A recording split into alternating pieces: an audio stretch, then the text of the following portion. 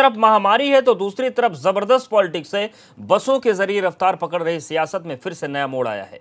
प्रियंका के निजी सचिव ने अपर मुख्य सचिव गृह अवनीश अवस्थी को पत्र लिखकर बताया कि आज शाम 4 बजे तक बॉर्डर पर बसों के साथ कांग्रेसी रहेंगे। वहीं दूसरी तरफ यूपी कांग्रेस अध्यक्ष अजय लल्लू और विवेक बंसल के खिलाफ केस दर्ज हुआ है, तो दूसरी तरफ कांग्रेस ने भी यूपी के अपर मुख्य सचिव गृह अवनीश अवस्थी और आगरा के डीएम के खिलाफ एफआईआर दर्ज कराई है। वहीं आगरा के भरतपुर बॉर्डर पर बसों की लंबी लाइन लगी हुई है।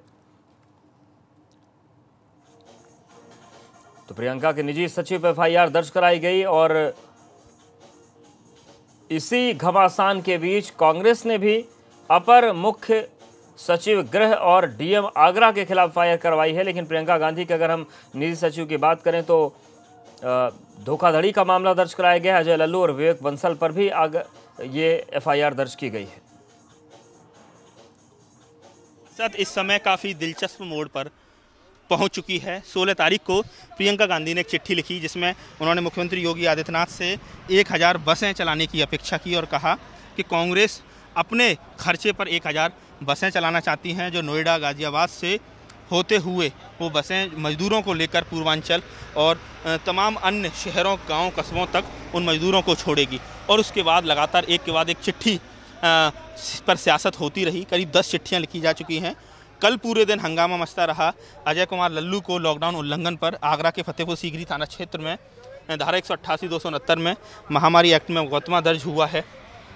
अभी आप देख सकते हैं कि लंबी श्रृंखला बनी हुई है। करीब 500 से ज़्यादा बसें इस समय फतेहपुर सीकरी और जो पूरा जो बॉर्डर है, आगरा और राजस्थान बॉर्डर है, वैसे आप देख सकते हैं कि भरतपुर की सीमा में इस समय मैं मौजूद हूँ। ऊंचा नगला पर इस समय सैकड़ों बसें खड़ी हुई हैं और तस्वीरों में आपको जो नज़र आ रहे हैं लोग, ये उन बसों के चालक परिचालक हैं। कांग्रेस ने मजदूरों के नाम पर जो सियासत शुरू की, उस सियासत पर को में इस समय काफ़ी ज़्यादा दिलचस्प मोड़ आ चुका है। लगातार आरोप प्रत्यारोप का दौर जारी है। सरकार की तरफ से कहा जा रहा है कि प्रॉपर फिटनेस नहीं है बसों की, प्रॉपर डिटेलिंग कांग्रेस नहीं दे पाई, इसलिए इन बसों को इजाज़त नहीं दी जा रही है। तो वहीं कांग्रेस का कहना है कि 1049 बसों में से 879 बसें बिल्कुल ठीक निकली हैं।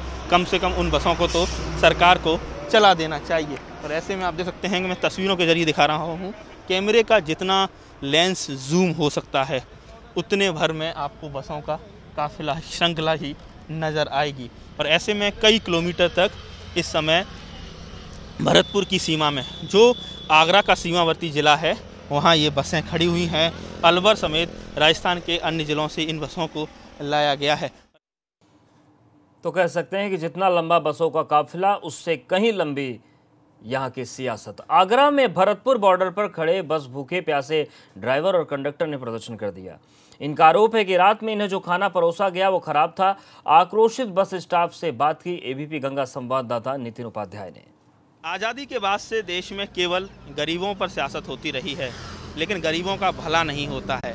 और इस समय सियासत चल रही है मजदूरों पर, और ये सियासत शुरू हुई है 16 तारीख से, जब प्रियंका गांधी ने उत्तर प्रदेश के मुख्यमंत्री योगी आदित्यनाथ को एक चिट्ठी लिखी और कहा कि मजदूरों की दुर्दशा उनसे देखी नहीं जाती है और ऐसे में वो 1000 बसों का प्रबंध करने वाले हैं। और आप देख सही है, उसके बाद आज 20 तारीख हो चुकी है। लगातार चिट्ठी की सियासत जारी है मजदूरों पर। और इस समय मैं भरतपुर बॉर्डर पर मौजूद हूँ। उत्तर प्रदेश और राजस्थान की जो सीमा, जहां आगरा खत्म होता है, भरतपुर शुरू होता है, मैं वहां नगला ऊंचा पर खड़ा हुआ हूं और 500 से ज़्यादा बसें मैं यहां गिन चुका हूं। ये बसें तैयार हैं उत्तर प्रदेश में मजदूरों को ले जाने के लिए।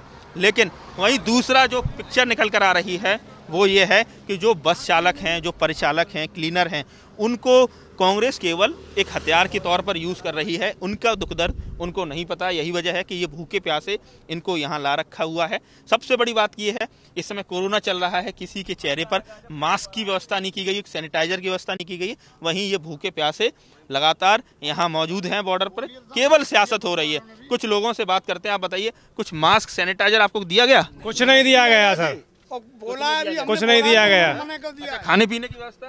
खाने पीने की व्यवस्था कुछ नहीं है। शाम को लाए थे, इतका है पैकेटों में, उनमें सब्जी पूड़ी ऐसी थी, यानी कई दिन की पूड़ी रखी हुई है। आप बताइए कि बात तो मजदूरों की हो रही है, गरीबों की हो रही है, चाहे कांग्रेस करे चाहे वो बीजेपी करे, लेकिन फिर भी कोई भला नहीं हो रहा। आप लोग हैं अपने घरों से, कोरोना में लॉकडाउन पीरियड में घर में रहना चाहिए, लेकिन राजनीति का मोहरा बनाते हुए आपको यहाँ खड़ा कर दिया गया। यहाँ पे लाके खड़ा करा गया है। हमें से क्या चाहते, हमें क्यों लाके खड़ा करेंगे? इतने स्टाफ है 1000 से ज्यादा ड्राइवर कंडक्टर, इनको क्यों मारने के लिए? न तो इनकी पानी की व्यवस्था है, न मास्क की व्यवस्था है। हम किसी से भी कहते हैं, किसी प्रशासन से कहते हैं, तो वो यही कहते हैं कि स्वयं व्यवस्था, अपनी खुद की व्यवस्था। मास्क नहीं दिया गया? नहीं, कोई मास्क नहीं दिया गया, कोई सैनिटाइजर नहीं, कोई सैनिटाइजर नहीं, कोई मास्क नहीं। उन्होंने कहा है कि कोरोना हो जाए तो हो जाए, उनके लिए कुछ नहीं। वो तो ये।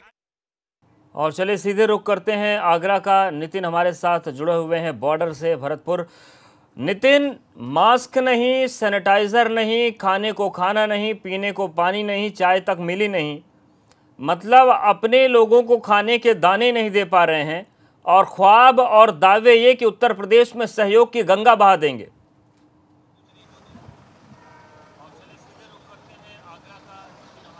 बिल्कुल अवधेश, देखिए जिस तरीके से कांग्रेस ने, प्रियंका गांधी ने 16 तारीख को चिट्ठी यूपी के मुख्यमंत्री योगी आदित्यनाथ को लिखी और उसके बाद से आज तक करीब 10 चिट्ठियों का आदान प्रदान हो चुका है, लेकिन मजदूरों का कोई भला नहीं हो पाया है। इस समय मैं आगरा पुलिस लाइन में मौजूद हूँ। यहाँ अजय कुमार लल्लू और विवेक बंसल, जो कांग्रेस के दोनों सीनियर लीडर हैं, एक प्रदेश अध्यक्ष हैं, उनके खिलाफ धारा 188 और 269 महामारी एक्ट में मुकदमा पंजीकृत कराया गया है। आज उनको 11 बजे कोर्ट में प्रोड्यूस किया जाएगा। लेकिन सवाल ये है कि भरतपुर बॉर्डर पर इस समय 500 से ज़्यादा कांग्रेस ने बसें ज़रूर खड़ी कर रखी हुई हैं, लेकिन कई सारे ऐसे जो स्टाफ है, यानी चालक, परिचालक, क्लीनर का ये गंभीर आरोप है कि केवल उनको मोहरा बनाया गया है। कोई भी जो बस चालक है या स्टाफ है उसको कल से खाना नहीं मिला है, वहाँ कोई पीने के पानी की व्यवस्था नहीं है, उनको मास्क नहीं दिया गया, सैनिटाइजर नहीं दिया गया, और ऐसे में उन्होंने कांग्रेस के खिलाफ ज़बरदस्त विरोध प्रदर्शन किया है। वो जगह जो राजस्थान की सीमा में आती है, नगला ऊंचा। तो कुल मिला के कहा जाए, मजदूरों पर जो सियासत हो रही है बहुत दिलचस्प मोड़ पर आ चुकी है। एक तरफ अजय कुमार लल्लू पर थाना हरी पर्वत, माफ़ कीजिएगा, हजरतगंज लखनऊ में मुकदमा दर्ज हुआ है। प्रियंका गांधी के निजी सचिव पर मुकदमा दर्ज हुआ है। तो वहीं आगरा में भी फतेहपुर सीकरी थाना क्षेत्र में मुकदमा पंजीकृत हुआ है। वहीं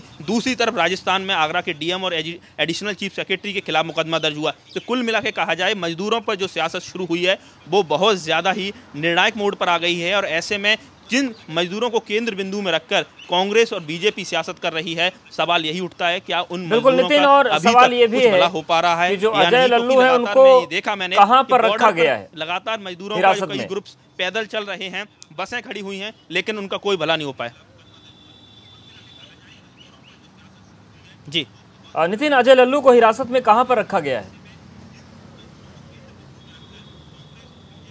देखिए, मैं इस समय पुलिस लाइन के बाहर मौजूद हूं आगरा में। अजय कुमार लल्लू को कल रात जब उनको पुलिस लाइन लाया गया और उनके साथ कई सारे कांग्रेस के सीनियर लीडर थे, जो स्थानीय लोग थे, उनको जाने दिया गया। लेकिन रात में ही एक मुकदमा पंजीकृत हुआ है थाना फतेहपुर सीकरी में, जिसमें धारा 188 यानी निषेधाज्ञा और इसके साथ ही आईपीसी सेक्शन 269 और महामारी एक्ट में मुकदमा पंजीकृत हुआ है। विवेक बंसल जो अलीगढ़ से ताल्लुक़ रखते हैं, कांग्रेस के सीनियर लीडर हैं, और प्रदेश अध्यक्ष अजय कुमार लल्लू पर लॉकडाउन उल्लंघन को लेकर मुकदमा दर्ज हुआ है। उनको रात में यहीं पुलिस लाइन में उनको रुकाया गया है, ठहराया गया है, क्योंकि उनकी गिरफ्तारी रात में ही हो चुकी थी। और ऐसे में अब उनको कोर्ट में प्रोड्यूस किया जाएगा और जहां कोर्ट तय करेगा कि क्या करना है। तो कुल मिला के कहा जाए, आगरा से लेकर लखनऊ और लखनऊ से लेकर दिल्ली तक लगातार मजदूरों की जो सियासत चल रही है, उसमें अब एक दूसरे पर आरोप प्रत्यारोप का तो खेल चल ही रहा था, इसके साथ ही अब वैधानिक कार्रवाई हो रही है।